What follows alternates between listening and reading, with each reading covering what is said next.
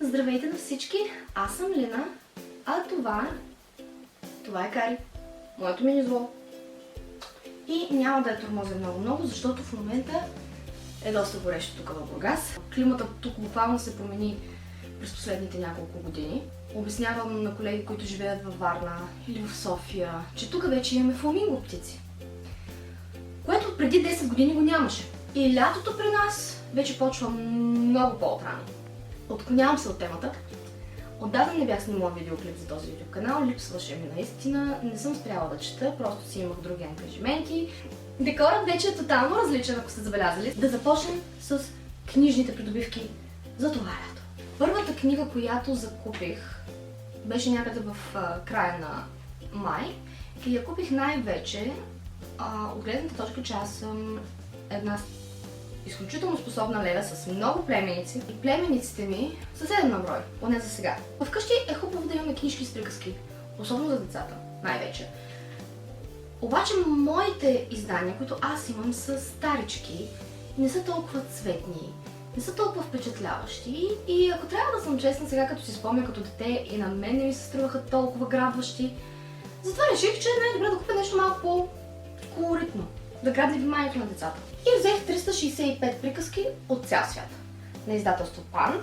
Ако не греша, пуснах още 2 подобни книги с митове и легенди, но реших да се спра на приказките. Наскоро също така братовчетка ми дойде тук с момченцето си и момиченцето си и момиченцето е по-голямо, почти на 5 години и обича да й разказват приказки, обича да й четат приказки и веднага почна.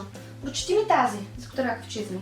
Прочети ми за свящата красавица. Как да й кажа на детето не? Бях с един пресипнал глас, защото предната вечер бях на концерта на Лени Кравец, но лелята жертва всичко за племениците. След това купих книги вече само за мен. Покрай панаира на книгата в Озон имаха страшно много отстъпки, всички знаем това. Много съм доволна, че ги правят тези кампании. Какво има? Какво стана? Какво не ти харесва?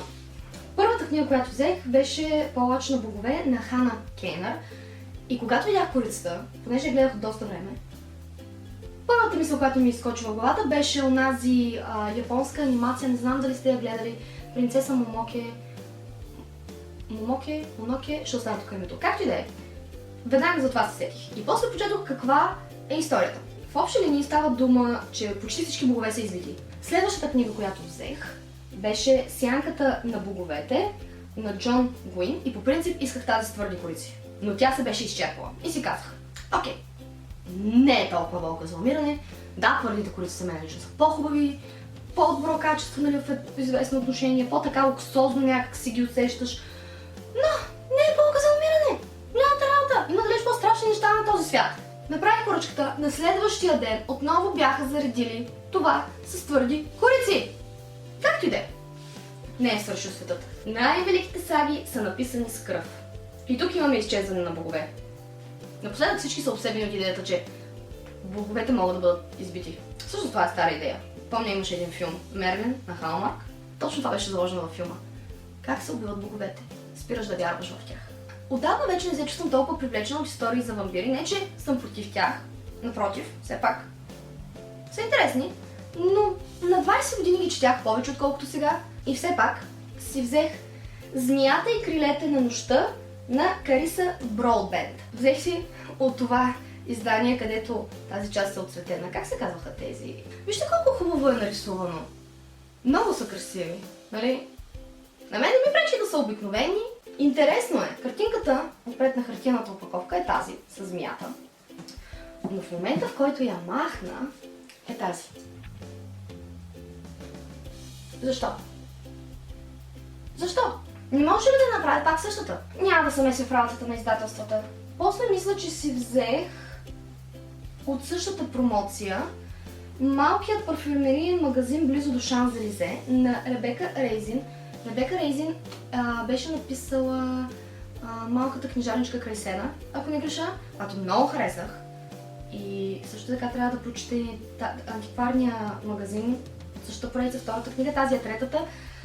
Беше ми много сладка, много романтична книжарничката край Сена. И си казах, нека да купя и третата. Ще прочета скоро втората. Не знам кога, знам, че ще е скоро.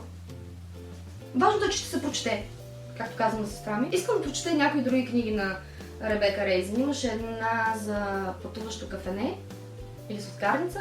Трябва да проверя. И тази книга е в списъка, но трябва да видя. Както и да е. Сладурска работа. После мисля, че купих също така, ето тази, Чайната на ъгъла на Мили Джонсън. В принцип вече наблягам доста на повече такива по-леки четива, един вид. Защото не искам да бъда, как да ви го кажа. Добре, защо да го направи това сега? Къде ти беше акъла? Ти нямаш ли логична мисъл в глава си? Не сващате. Някои хора се вземат прекалено сериозно, когато четем книги. Но пък това е хубавото.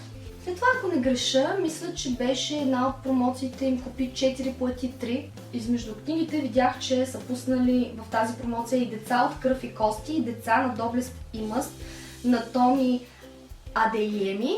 Ако не греша, мисля, че авторката беше базирала историята на африканския фолклор. Ще проверя и ще видя, не мога да кажа на 100% със сигурност, но знам, че не са нова история, не са нови книги, но от толкова време ги искам и от толкова време им бях хвърлила око. Тъй, че си казах, защо пък не?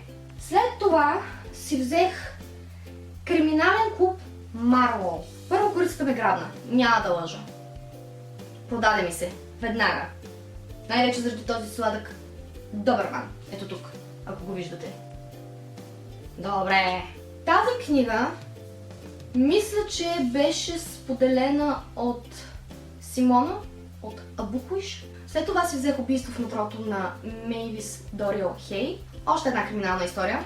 Както виждате, при мен има от всичко. Имаме фентази, имаме романтика, имаме криминални истории. И за финал си взех две книги, които наблягат на идеята за симпатична малка книжарничка. Едната е Книжарничката в залива на Памела Кели, а другата е Книжарницата на мистер Ливингстън.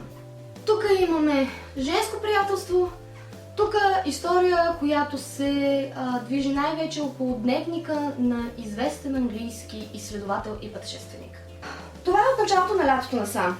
Това бяха всичките книжни придобивки, както ви казах, и не ви гарантирам, че няма да купя още до края на август.